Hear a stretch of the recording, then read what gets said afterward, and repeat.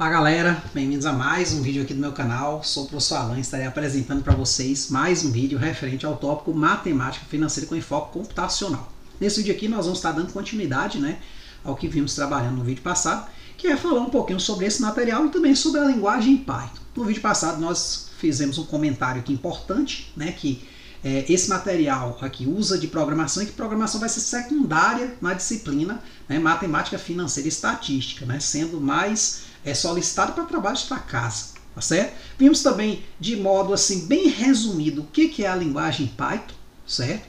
Que ela é de propósito geral, ou seja, vai fazer um monte de coisa, a gente vai ver nesse vídeo aqui, fácil de ler e escrever, síntese clara e simples. E também um pouquinho sobre o seu criador, Guido Van Rossum, que deu pra gente esse presentão aí, que é a linguagem Python. Então vamos começar aqui com uma perguntinha. O que este material possui de inovador? Para responder essa pergunta, eu tenho uma única célula aqui.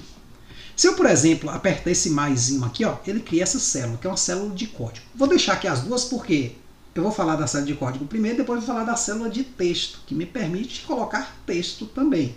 Ou seja, eu tenho no mesmo ambiente a possibilidade de fazer a programação e ainda explicar com texto aquela programação, tá certo? Ou explicar outra coisa qualquer que eu queira.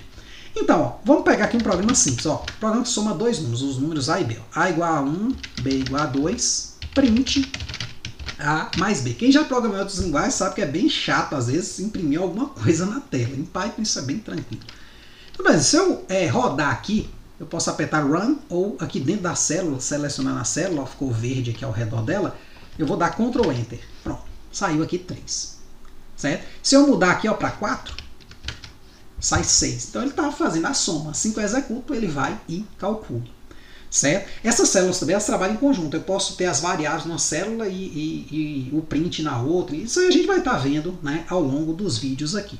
Essa célula de código aqui ela pode ser formatada nesse formato aqui, Markdown, que vai aceitar a linguagem TeX, que é uma linguagem utilizada para digitação de textos científicos na área de exatas, tá certo? Matemática, engenharia, física. Então quem está indo para essa área é interessante já começar a ver um pouquinho de TeX. Certamente vocês vão ver lá nos cursos superiores quando vocês forem fazer. Vou dar um exemplo aqui. Imagine que eu queira a expressão raiz quadrada. Vou botar assim. Vou abrir aqui o cifrãozinho, porque para escrever em TeX você tem que abrir isso. Barra SQRT x ao quadrado mais 1. Vou fechar. Então pronto. Raiz quadrada de x ao quadrado mais 1. Então ele vai formatar essa simbologia aqui. Claro, quando eu der Enter aqui, some isso. Isso aqui está escondido agora. Se eu clicar duas vezes, aparece a codificação. Então isso aqui é algo muito útil porque permite que você faça esses textos sem necessariamente ficar usando botões. Lá no TeX tem um monte de botãozinho, se você não decorar esse tipo no Word, mas ele permite digitar tudo de forma linear. Muitas vezes a gente vai fazer algo assim no Word, aí tem lá um monte de coisa. Não é uma crítica, eu uso muito o Word, mexo muito com a parte de umas edições de imagem, uns truquezinhos, e outras coisas também. Mas assim, para digitação na área de exatas, o TeX é melhor, ele deixa mais formatado, entendeu? E aí dá para você fazer um monte de incrementos. Por exemplo, eu posso botar aqui um parênteses, barra S, ou barra left, quer ver? Barra right, aí botar aqui um mais 3 fora, tudo isso aqui elevado ao cubo, pronto. Então dá para você fazer expressões cada vez mais complexas. E o melhor, eu posso, esta é uma expressão que se pode digitar aqui no Jupyter Notebook.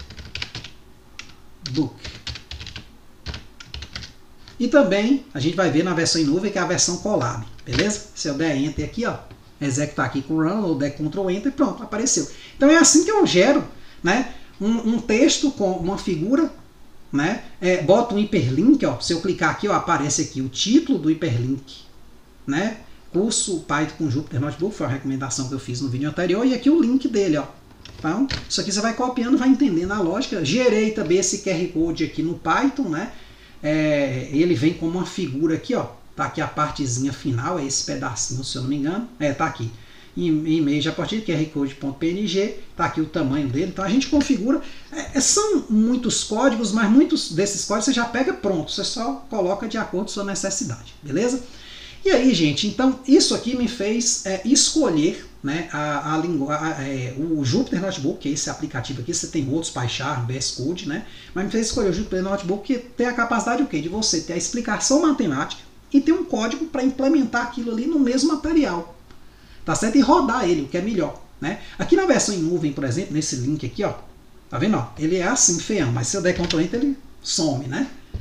Então, ó, versão em nuvem, vou clicar aqui, ó, matemática financeira, é o mesmo material, um pouquinho, uma formatação um pouco diferente, veja que aqui o QR Code não tá do lado aqui, direito, como estava no material principal, mas tem uma vantagem. Isso aqui você pode ler aí do seu computador, do seu celular, não precisa instalar nada. Tá certo? É o mesmo material, tá vendo? A formatação é um pouco diferente, vocês estão vendo até umas figuras extras, não vou nem dar muito spoiler, né? Por exemplo, aqui o exemplo 1, ó, tem a parte aqui, né, do exemplo, tem um enunciado, tem aqui a solução, né, do exemplo, e tem a parte da programação, onde eu vou resolver esse problema aqui usando programação, né, dando uma dinâmica mais rápida à resolução do problema. Certo? Então tem essa funcionalidade aí, beleza? Mas isso são os motivos pelos quais eu escolhi a linguagem Python, certo? Depois de escolher Python, eu comecei a perceber quão importante ela era, né? Porque eu até botei uma pergunta aqui: aprender Python é realmente importante? Então, olha, né? As naves do Império Star Wars são programadas usando linguagem Python? Não ainda. Né? Então Python vai acabar dominando aí, não vou dizer que vai dominar o mundo, tem outras linguagens de programação, claro, não vou desmerecer, né? Cada uma tem, digamos assim, uma funcionalidade que ela faz melhor do que outra, certo? Não é a linguagem definitiva, mas assim, cara, é uma linguagem que dá para você fazer muita coisa. Aqui estão dois índices que medem a popularidade dessa linguagem. Tem outros aí, você pode pesquisar, né? Fazer sua própria pesquisa, porque às vezes eu pego uns aqui, só uns que falam bem, né? E, pô, vai aí atrás de outros aí e veja, né, por si só. Então, ó, o primeiro deles é o índice TIOB, né? Este índice atualizado mensalmente classifica as linguagens de programação mais populares com base em diversos critérios, como número de engenheiros qualificados, cursos e fornecedores. Se eu clicar aqui, ó, no linkzinho, né, eu venho nessa página, e aqui mostra, né, no ano, um ranking, né, das linguagens no ano 2024, que é o ano anterior, e 2025. Perceba que Python está em primeiro nos dois, certo? Perceba aqui, por exemplo, ó, C++ estava em terceiro, pulou para segundo em 2025. Estava em terceiro em 2024, pulou para segundo em 2025. Aqui mostra o quanto elas subiram. Olha a subida de Python. E Python está em grande ascensão sempre, né? Porque sempre assim, né? Desde 2022, Python assumiu a liderança, se eu não me engano é 2022, e tem continuado, né, no topo e com uma distância considerável. Olha só, 23,28% contra 10,29%. Tá certo? Ou seja, quase um quarto dos programadores utilizam linguagem Python. Né? Ou quase um quarto dos problemas que estão sendo atacados no momento utilizam linguagem Python. Então é algo assim muito expressivo. Né? É algo que a gente tem que levar em conta. Beleza? Tem o outro RedMonkey, né? O ranking RedMonkey, que é o seguinte, ó. A RedMonkey publica periodicamente rankings que avaliam a popularidade das linguagens de programação considerando fatores como discussões em redes sociais e repositórios de código. Né? Clicando aqui, nós vamos para a página, né, esperar aqui carregar, a internet está um pouquinho lenta, né? Pronto. Tá, aqui tem aqui a explicação, né, e tudo mais. E aqui tem um rankingzinho, ó, JavaScript a primeira e Python a segunda. Claro que cada página dessa usa um critério diferente da outra. Então, às vezes, né, Python não vai aparecer em primeiro em todas, mas eu lhe digo que Python está pelo menos entre as 5 mais utilizadas, certo? Em temas como, por exemplo, aprendizado de máquina, inteligência artificial, a gente vai ver, né, no próximo tópico aqui, você vai ver uma presença significativa e massiva mesmo de linguagem Python. Então, esses índices, eles estão apenas colocando onde o Python está aí em termos de utilização, certo? Mas então, o que é possível fazer com Python? Eu decidi aqui colocar alguns dos principais tópicos, né, que levam Python a estar sendo tão escolhida pela maior parte dos programadores. Primeiro, automatização de tarefas. Com o Python você pode automatizar cálculos e tarefas repetitivas, economizando tempo e aumentando sua eficiência. Isso aqui outras linguagens de programação também fazem. Não é uma exclusividade do Python, mas ela faz. Visualização de dados. Python possui bibliotecas poderosas como Matplotlib que permitem criar visualizações de dados de alta qualidade, o que pode ser útil em muitas áreas, incluindo negócio, finanças, ciência e engenharia. Outras linguagens também fazem isso. Você pode ter softwares como GeoGebra e outros softwares aí da parte estatística, o Excel e tal. Eles fazem essa análise, certo? De certa forma. Né? Mas o Python, ele, acrescido a automatização de tarefas, ele também faz a visualização de dados, ou seja, né, mais uma funcionalidade. Aprendizado de máquina. Python é uma das linguagens mais populares para aprendizado de máquina e inteligência artificial, que estão se tornando cada vez mais importantes em muitas áreas, desde finanças até medicina. Quem nunca ouviu falar do GPT, né, do Gemini, da Google, do DeepSeek, né, lançado aí tem pouquíssimo tempo, né, que é a chinesa aí que veio balançar o mercado aí da IA, beleza? Então assim, né, são temas que estão em grande alta, né, a parte de IAs generativas, e em Python você consegue fazer isso aí. Flexibilidade e versatilidade. Python é uma linguagem versátil que pode ser usada em muitas áreas diferentes, desde análise de dados e ciência até desenvolvimento de web e jogos, ou seja, dá para você fazer praticamente tudo com Python. Não vou dizer que ela é o melhor para fazer jogos, eu estaria mentindo, mas assim, é uma linguagem muito flexível. E ela é de código aberto, ou seja, ela é uma linguagem que você vai ter muito material disponível para ela, tá certo? E mais um ótimo motivo, eu até botei aqui meu preferido, que é o seguinte, né? O GPT e outros modelos de linguagem sabem mais Python, botei sabe aqui entre aspas, porque não é que ele sabe, né? Mas consegue, né, mostrar para a gente algo parecido com isso aqui. Mais Python que outras linguagens. Quer dizer o seguinte, quando você tem um problema e quer programar, né, automatizar aquele problema, né, chegar a uma resposta por meio de um programa, e você recorrer ao GPT, você vai lá entrar com um prompt, né, lá pergunta, né, o que você quer, na verdade, né, e o GPT vai lhe fornecer uma resposta. E muitas vezes ele erra. Né, vou dizer, né, se o código for complexo, né, ele vai errar. Aí você vai ali refinando sua pergunta, vai dividindo, compartimentalizando o código, e você vai perceber que ele erra menos quando você pede códigos em linguagem Python. Tá certo? Então isso foi uma coisa que foi um motivo que assim, me fez ainda mais gostar, né, da linguagem Python. Além dela já ser simples, fica mais fácil ainda. Ah, professor, mas se eu usar o GPT, eu não vou aprender. Não, gente, assim, né, como eu falei, depende muito do seu foco. Né? O GPT ele vai acelerar algo que você já sabe.